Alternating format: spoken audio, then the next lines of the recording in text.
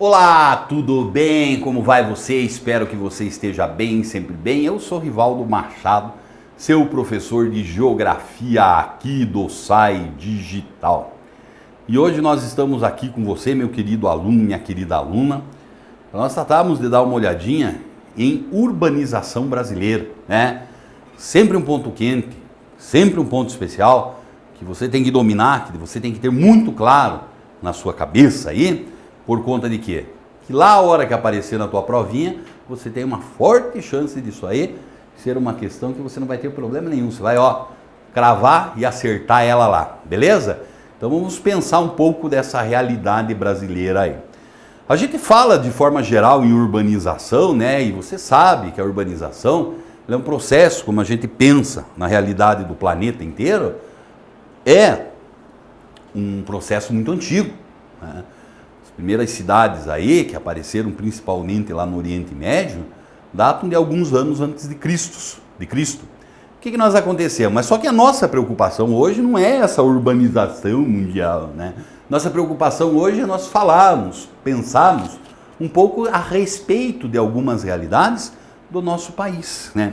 Ao contrário do que acontece em outros continentes, principalmente o continente europeu e asiático, a nossa urbanização aqui no Brasil e na América de forma geral, a gente pode dizer assim, que ela é uma urbanização muito recente, né? Não tem ainda 100 anos de urbanização, né? Isso torna problemático, dá algumas características muito nossas para esse processo, né? Porque o que a gente tem que entender com esse processo de urbanização aí? Basicamente é um crescimento gigantesco das cidades, que a população passa a ter o quê? Sendo em número maior vivendo no país, na cidade, do que no campo, né? E a gente vai perceber que apesar de uns pequenos centros urbanos tímidos no Brasil, eles já estarem surgindo lá no período colonial, é o século XX que vai trazer assim, um boom, uma explosão das cidades no território nacional. Por que acontece? Você sabe muito bem disso. Existe essa relação extremamente íntima entre cidade e indústria.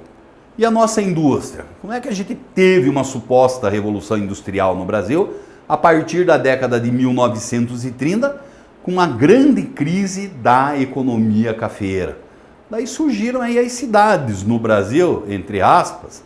Isso aí ainda era um fenômeno muito típico, muito presente, principalmente no Sudeste. E no estado de São Paulo é um grande destaque para isso, a cidade de São Paulo e sua região, né? Então nós acabamos sendo o quê? Que lá dessa década de 30, 1940 e assim por diante, é que o país saiu basicamente de um país completamente rural e nós nos urbanizamos. Desculpem, como é que a gente pode ver isso aqui? Então você dê uma olhada, por exemplo, nesse gráfico que eu trago aqui para você. Então isso aí é basicamente o índice de urbanização no Brasil, percentual da população, entre 1940, então ali já estava falando de 1930, lento 1940, me desculpe, ocorre uma aceleração desse processo, né? Então você perceba que em 1940, um pouquinho mais de 31% dos brasileiros viviam nas cidades. Ó como essa curva dá um salto gigantesco aí, não é mesmo? Onde nós vamos encontrar o quê? 1950 salta para 36, vou arredondando. 1970 aproximadamente 45 e 1980 55. Então tá aqui, né? Nessa década de 70, me desculpe, aquele momento onde nos urbanizamos, certo? Desculpe, entre 60 e 70. Na década de 60 nos urbanizamos. E daí não para mais de crescer isso aí. E vai para 67, 75, 81 e o censo de 2010 apontou mais de 84% dos brasileiros vivendo em cidades, né? Hoje ultrapassamos tranquilamente aí essa taxa de 85%, que já é uma aberração num país como o Brasil, onde nós acabamos encontrando o quê? Uma região rural, uma disponibilidade de terra agrícola gigantesca, como nós vamos ver. Parte significativa do nosso território aí não tem um vivente lá, e o povão apinhado sofrendo nas cidades, tá? Mas vamos entender agora um pouco esse histórico, então, que nós encontramos desse processo de urbanização. Então, como nós sabemos, é essa década de 30, 40, década de 30, a década da Revolução Industrial, e essa década de 40, onde a gente percebe um crescimento mais significativo das cidades. Leva um tempinho, é claro, né? Mas o que eram essas cidades num primeiro momento? As cidades brasileiras existiam, mas elas eram basicamente grandes arquipélagos regionais. Ou o país era dividido em grandes arquipélagos regionais. Cada um dos estados tinha basicamente essas vias de transporte que ligavam o interior, muitas vezes essas cidades, até os portos de exportação para atender aquele modelo do colonizador. E nós acabamos sendo o quê? Que uma ligação entre as regiões interregional não existia, né? Então você não tinha ali uma estrada de ferro entre os estados, ou raramente existia isso. Você não tinha estradas propriamente dito, rodovias e assim por diante. Nada disso acontecia. Então nós vamos ter o quê? Principalmente a partir de JK 1956, seu plano de metas, é que essa realidade ela vai começar a mudar um pouquinho com a construção de rodovias e portos, né? Então a partir de 56 e os demais governos brasileiros aí, essa realidade de nós termos um território em arquipélagos, ele vai ser alterado e ser alterado muito significativamente. Então ali foge-se um pouco dessa ideia dos arquipélagos aí. Então com isso nós acabamos percebendo também que vai surgir toda uma nova realidade urbana brasileira através da criação de uma chamada rede urbana, né? O que consiste basicamente a ideia de uma rede urbana, né? A rede urbana nós acabamos percebendo aí que ela consiste numa ideia é que basicamente as cidades elas desenvolvem uma certa infraestrutura urbana para atender sua população, tá? Mas a gente não deve imaginar que essa cidade ela vai ser isolada dentro de um território. Até porque, como nós já vimos aqui, nesse momento analisado, né, pós a década de 50 e 60 aí, você já tem todo um sistema de transporte, as rodovias passam a ser uma realidade muito grande no Brasil. Então você vai passar a ter uma relação entre essas cidades, e isso se transforma em uma relação de interdependência. Opa, eu não vivo só do meu feudo aqui, agora eu dependo daquele, daquele e daquele. A ideia mesmo é uma rede, né? Onde você encontra, lembra da redezinha lá do pescador, né? Diversas ligaçõezinhas e os nós aí que se encontram. A gente nem precisa esquecer que essa rede, o ideal dela, seria ela cobrir um território inteiro, né? Bem formadinha e bem estruturadinha. Como nós já vamos ver daqui a pouco aqui, isso não acontece para nós aqui no Brasil.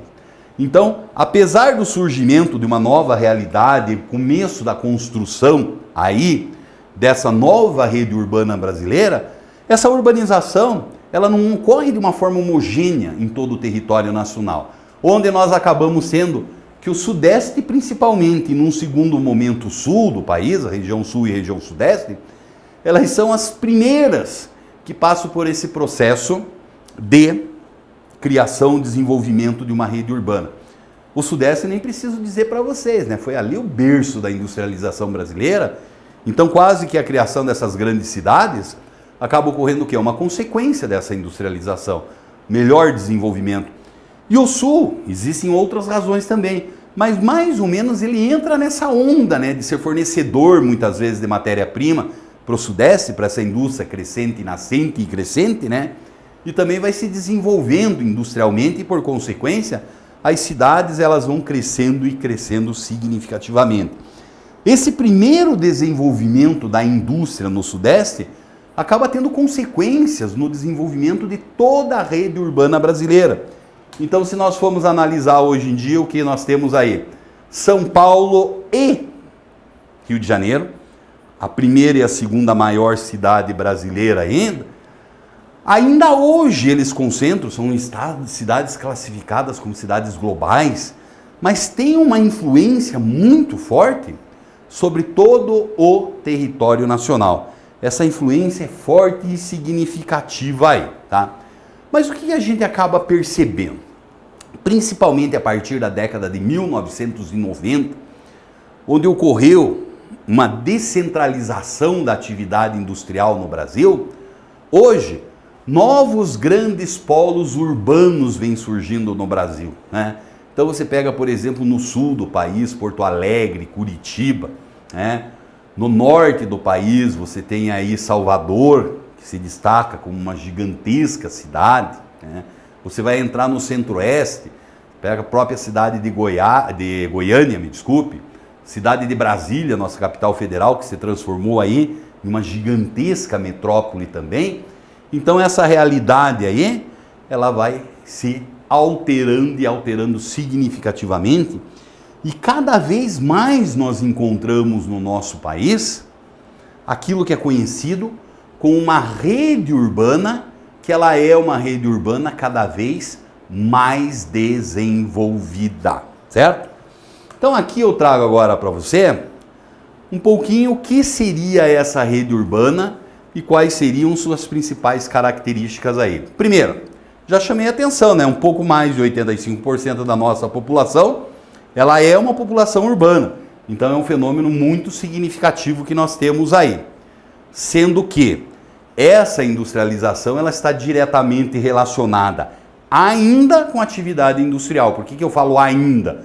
Porque nós sabemos que cada vez mais existe uma tendência de muitas cidades, tipo assim, top no desenvolvimento, que elas já estão jogando a atividade industrial para um segundo plano e cada vez mais elas se transformam em cidades que se apoiam no setor de serviços, né? Mas ainda no Brasil, a indústria ela tem um peso muito grande aí. Só que o que nós percebemos de forma geral que ocorreu no Brasil? Houve um crescimento muito gigantesco, né? Em um curto espaço de tempo.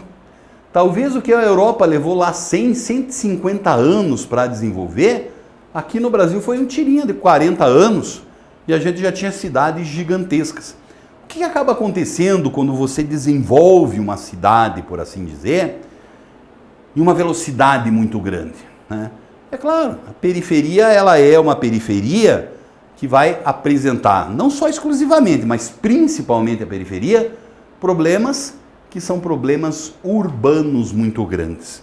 Então, de forma geral, e nem arrisco dizer com raríssimas exceções, né, a gente sabe que a grande cidade brasileira, ela acaba tendo os problemas clássicos, a mobilidade, a violência, o déficit habitacional, a ocupação de áreas irregulares aí. Isso é uma tendência natural que nós encontramos, né? Lembrar sempre aquele conceitinho que é o conceitinho chave de hierarquia urbana. As cidades existem em uma determinada região, num determinado país, elas têm como característica uma influência maior do que sua área, em que ocupam, o espaço geográfico que ocupam. Mas só que elas influenciam. Todas elas influenciam de forma igual? Não. Umas influenciam mais, outras influenciam menos. Cria-se uma hierarquia urbana, certo? Antigamente a hierarquia urbana assim, ó, metrópole nacional influenciava todo mundo, metrópole regional uma área menor, e isso ia diminuindo a sua área de influência até a vila, né? Uma visão mais atual disso mostra que isso não existe mais. Você tem já a presença de metrópoles globais nessa visão, mas que elas influenciam o mundo inteiro, mas por outro lado também elas sofrem influência até mesmo da vila, que por exemplo pode ser quem? Pode ser quem fornece alimento para ela. Aqui eu tenho um outro mapinha para vocês que é a hierarquia urbana brasileira, certo? Então é isso que eu falei.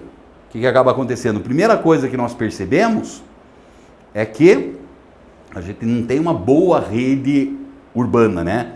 As cidades são mais distribuídas e com grandes regiões aqui, que essa rede ainda ela não se formou.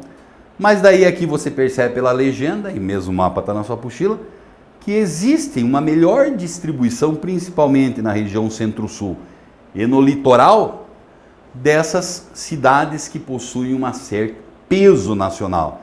As duas grandes metrópoles nacionais, São Paulo e Rio de Janeiro.